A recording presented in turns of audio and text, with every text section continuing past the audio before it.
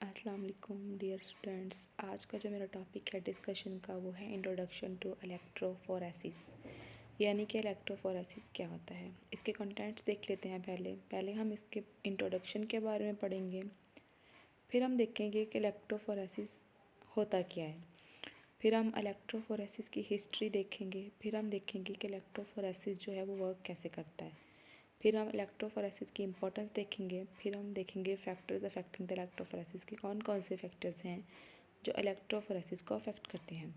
फिर हम देखेंगे इसकी टाइप्स, यानी कि इलेक्ट्रोफोरेसिस जो होती हैं इनकी कौन कौन सी टाइप्स होती हैं। इंट्रोडक्शन में हम देख लेते हैं कि ये एक फ़िज़िकल मेथड है जिसके अंदर हम एनालिसिस करवाते हैं, यानी कि एनालिटिकल केमिस्ट्री का एक बहुत इंपॉर्टेंट मेथड है। इसके अंदर हम डिफरेंट कंपाउंड्स को सेपरेट करवाते हैं। कंपाउंड्स को सेपरेट करवाने के तो और भी बहुत से मेथड्स हैं, जैसे कि क्रोमेटोग्राफी में हमने पढ़ा है कि इसके अंदर हम डिफरेंट कंपाउंड्स को सेपरेट करवाते हैं, और हम क्रोमेटोग्राफी की एडवांस टेक्निक्स तक भी गए हैं, यानी कि gas chromatography, liquid chromatography, HPLC, इनको भी हमने स्टडी किया। बट ये जो है इलेक्ट्रोफोरेसिस, इसके अंदर हम चार्ज पार्टिकल्स को सेपरेट करवा सकते हैं, यानी कि वो पार्टिकल जिनके ऊपर चार्ज हो उनको हम इसके अंदर सेपरेट करवा सकते हैं। इसके लिए हमें इलेक्ट्रिकल करंट का होना ज़्यादा ज़रूरी होता है। इलेक्ट्रोफोरेसिस का लिटरली जो मीनिंग है वो होता है, तो ये ग्रीक वर्ड है और इसका मीनिंग होता है to bear charge, to transport charge, to carry charge. और इलेक्ट्रो का जो बेसिकली मतलब होता है वो होता है चार्ज, और फोरेसिस का होता है माइग्रेशन, यानी कि the migration of charge particles through a solution under the influence of external electric field. Charge particles को माइग्रेट करवाना एक सॉल्यूशन के अंदर, जब उसको हमने एक्सटर्नल इलेक्ट्रिकल फील्ड प्रोवाइड की हुई हो, यानी कि एक्सटर्नल इलेक्ट्रिकल फील्ड के बगैर हमारे पार्टिकल्स मूव नहीं करेंगे, माइग्रेट नहीं करेंगे। तो इलेक्ट्रोफोरेसिस एक ऐसा एनालिटिकल प्रोसेस है, फिज़िकल प्रोसेस है, जिसके अंदर हम एनालिसिस करवाते हैं, कंपाउंड्स को सेपरेट करवाते हैं, उनके चार्ज पार्टिकल्स को माइग्रेट करवाते हैं एक सॉल्यूशन के अंदर by influencing the external electrical field देने के बाद। हम इसके अंदर इलेक्ट्रोफोरेसिस की कुछ टर्म्स को देख लेते हैं। दो टर्म्स को हम बेसिकली यूज़ करते हैं, कैटाफोरेसिस एंड एनाफोरेसिस। कैटाफोरेसिस हम कैटायंस को बोलते हैं, जो बेसिकली पॉजिटिव चार्ज पार्टिकल्स होते हैं, और जो एनाफोरेसिस है वो एनायंस होते हैं, बेसिकली नेगेटिव चार्ज पार्टिकल्स हैं। अब हम देख लेते हैं इसकी हिस्ट्री के अंदर सबसे पहले जो साइंटिस्ट हैं वो हैं 1834 के अंदर।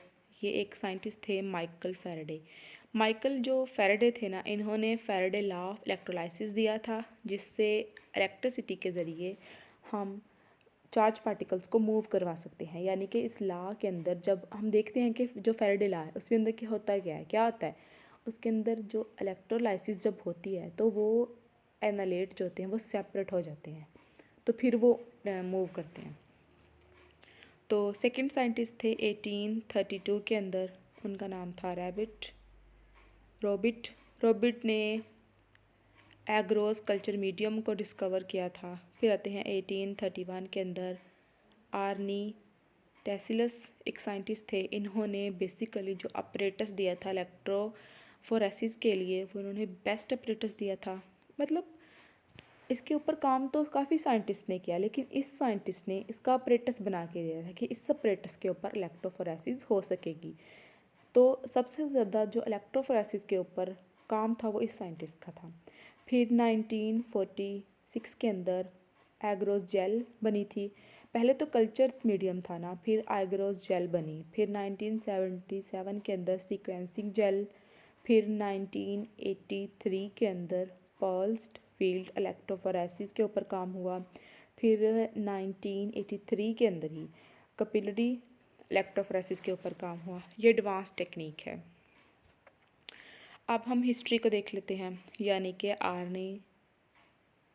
आरीन टेस्लस एक साइंटिस्ट थे, इन्होंने 1931 के अंदर, मैं पहले ही बता चुकी हूँ कि इलेक्ट्रोफोरेसिस की हिस्ट्री में बहुत काम किया है इन्होंने। ये इलेक्ट्रोफोरेसिस की हिस्ट्री में बहुत इंपॉर्टेंट है। इन्होंने मॉलिक्यूल्स को सेपरेट करने के लिए एक अपरेटस दिया था, जिसको हम टेस्ला सेपरेटस का नाम भी लेते हैं, जिसको हम टेस्ला सेपरेटस भी बोलते हैं। तो उसके अंदर मतलब केमिकल एनालिसिस होता है, जिसके अंदर इलेक्ट्रोफोरेसिस की बेस है वो, उसके अंदर हम डिफरेंट चार्ज पार्टिकल्स को सेपरेट करवा सकते हैं। तो इनकी इसी रिसर्च के ऊपर इन्होंने केमिस्ट्री में और भी बहुत से काम किए थे। तो इनको नोबेल प्राइज़ मिला था 1948 के अंदर। तो इन्होंने इलेक्ट्रोफोरेसिस के ऊपर बहुत ज़्यादा अच्छा काम किया था और इन्होंने स्टार्ट भी किया था, यानी कि इन्होंने पहली दफ़ा ऑपरेटर्स दिया था कि इस तरह इलेक्ट्रोफोरेसिस हो सकती है। तो इसलिए इनको फादर ऑफ इलेक्ट्रोफोरेसिस भी बोला जाता है। अब हम ये देख लेते हैं कि इलेक्ट्रोफोरेसिस काम कैसे करता है। आप लोगों को यहाँ पे एक पॉजिटिव और एक नेगेटिव इलेक्ट्रोड्स, दो इलेक्ट्रोड्स नज़र आ रहे हैं। तो ये इलेक्ट्रोड्स जो होते हैं बेसिकली वो एक्सटर्नल सर्किट यानी कि बैटरी के साथ या किसी भी एक्सटर्नल सर्किट के साथ कनेक्टेड होते हैं। तो यहाँ से हम इलेक्ट्रिकल करंट देते हैं और येलो कलर में जो है ये हमारा सैंपल है। सैंपल जब हम इसको इलेक्ट्रिकल करंट प्रोवाइड करेंगे तो सैंपल मूव करना शुरू हो जाएगा, यानी कि सैंपल की जो मूवमेंट होती है ना वो उसके चार्ज पार्टिकल्स के ऊपर मुनहसर होगी। यस, जैसे कि जो लार्ज चार्ज पार्टिकल्स होंगे वो थोड़ा स्लोली मूव करेंगे और जो स्मॉल चार्ज पार्टिकल्स होंगे वो थोड़ा जल्दी मूव करेंगे। और इसके अंदर एक जेल होती है जो हमारे स्पोर्टिंग मीडियम के तौर पे एक्ट कर देती है और बफर भी हम लोग यूज़ करते हैं इसके अंदर। तो जो मूवमेंट होती है हमारे चार्ज पार्टिकल्स की वो बेसिकली काफ़ी कंडीशंस के ऊपर डिपेंड कर रही होती है।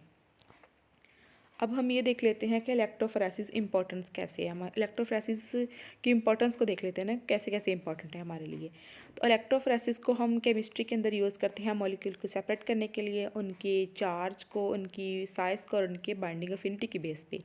बाइंडिंग अफिनिटी को इन तीनों को मतलब इन तीनों की बेस पे हम मॉलिक्यूल्स को सेपरेट कर सकते हैं इजीली। और लेबॉर्ट्रीज़ के अंदर हम मॉलिक्यूल को सेपरेट करते हैं मैक्रो मॉलिक्यूल्स को उनके साइज़ की बेस पे, यानी कि जो मैक्रो मॉलिक्यूल का साइज़ बड़ा होगा या छोटा होगा उस बेस पे हम उनको उनके साइज़ की बेस पे डिफरेंट डिफरेंट सेपरेट कर लेंगे। फिर हम देखते हैं कि जो टेक्निक है उसके अंदर नेगेटिव चार्ज जैसे कि प्रोटीन्स हैं वो हमेशा मूव करते हैं पॉजिटिव चार्ज की तरफ। तो इसलिए हम प्रोटीन्स को भी मूव कर लेते हैं, प्रोटीन को भी सेपरेट कर सकते हैं।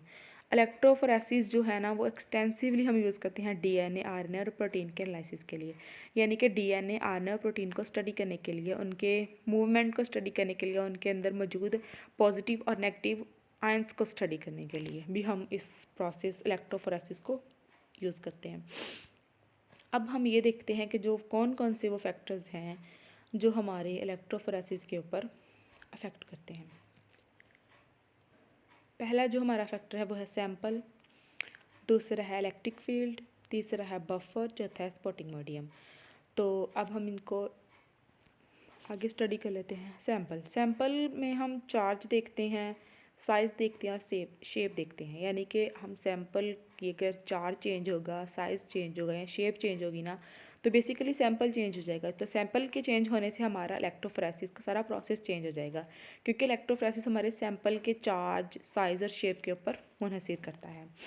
अब हम देखते हैं इलेक्ट्रिक फील्ड। सेकंड हमारा पॉइंट था इलेक्ट्रिक फील्ड।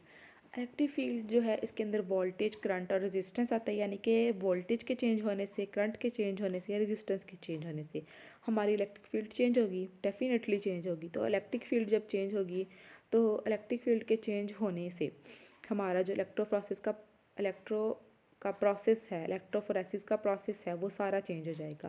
तो इसलिए इलेक्ट्रिक फील्ड बहुत इंपॉर्टेंट है। मतलब इसका चेंज, अगर ये चेंज होगी तो हमारा प्रोसेस डिस्टर्ब हो जाएगा। इसी तरह जो हम बफर यूज़ कर रहे हैं हमारे प्रोसेस इलेक्ट्रोफोरेसिस के अंदर, जो बफर हम यूज़ कर रहे हैं ना उसके चेंज होने से भी हमारा मतलब बफर भी डिपेंड करता है हमारे प्रोसेस। ये भी एक फैक्टर है जिसके चेंज होने से हमारा प्रोसेस चेंज हो सकता है। बफर के अंदर हम देख लेते हैं उस बफर की कंपोजिशन क्या है या फिर उस बफर की कंसंट्रेशन क्या है, वो बफर आयनिक है या उसकी पीएच क्या है। इसलिए इन तीनों की चेंज होने से हमारा बफर सोल्यूशन चेंज होगा और बफर सोल्यूशन के चेंज होने से हमारा इलेक्ट्रोफोरेसिस का प्रोसेस चेंज होगा।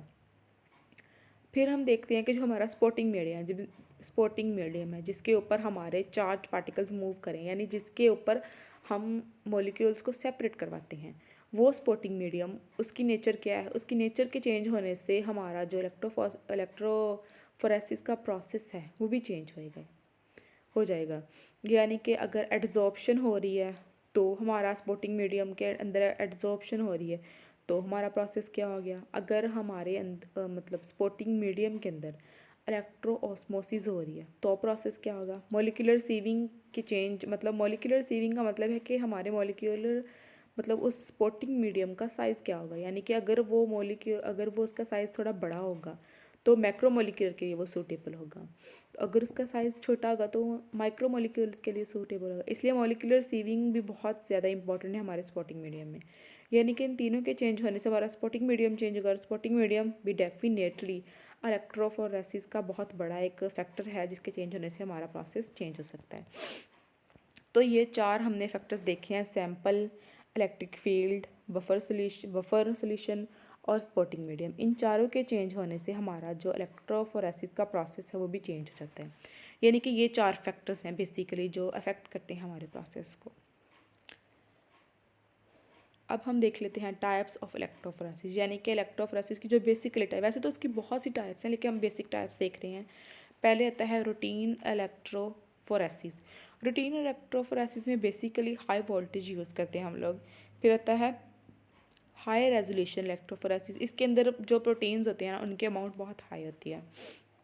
फिर आता है पॉलीअसाइल अमाइड, पॉलीअसाइल अमाइड भी हम लोग यूज़ करते हैं। और कैपिलरी इलेक्ट्रोफोरेसिस, ये तो बहुत एडवांस टेक्निक है हमारे पास इलेक्ट्रोफोरेसिस की जिसको हम यूज़ करते हैं। कैपिलरी इलेक्ट्रोफोरेसिस को बहुत स्टडी किया है, ये बहुत एडवांस टेक्निक है, ये बहुत फास्ट रिज़ल्ट देती है हमें और इसका रिज़ल्ट बहुत एक्यूरेट होता है। और दूसरा ये कि इसके अंदर जो हम सैम्पल यूज़ करते हैं, यानी कि जिसको हमने सेपरेट करवाना होता है चार्ज पार्टिकल्स को, वो जो सैम्पल हम यूज़ करते हैं ना वो भी बहुत स्मॉल अमाउंट में हम लोग यूज़ कर सकते हैं। मतलब उसकी अमाउंट हमें ज़्यादा नहीं दरकार होती, उसकी अमाउंट छोटी भी हो तो हम उसको उस प्रोसेस को कंटिन्यू करवा सकते हैं। फिर आता है आइसो इलेक्ट्रॉनिक फॉक्सिंग। फिर उसके बाद जो आती है अमीनो फिक्सेशन इलेक्ट्रोफोरेसिस, इसको हम IFE भी बोल सकते हैं। फिर जो आती है हमारे पास टाइप इलेक्ट्रोफोरेसिस की वो होती है pulsed field gel electrophoresis, PFGE ये भी बोल सकते हैं हम इसको। 2 डिमेंशनल इलेक्ट्रोफोरेसिस भी इसके अंदर एक टाइप आती है। तो ये हमने इसकी टाइप्स देखी हैं, तो ये सारी टाइप्स इसकी बेसिक टाइप्स हैं, इसके अलावा भी टाइप्स हो सकती हैं। अब हम thank you so much for listening me.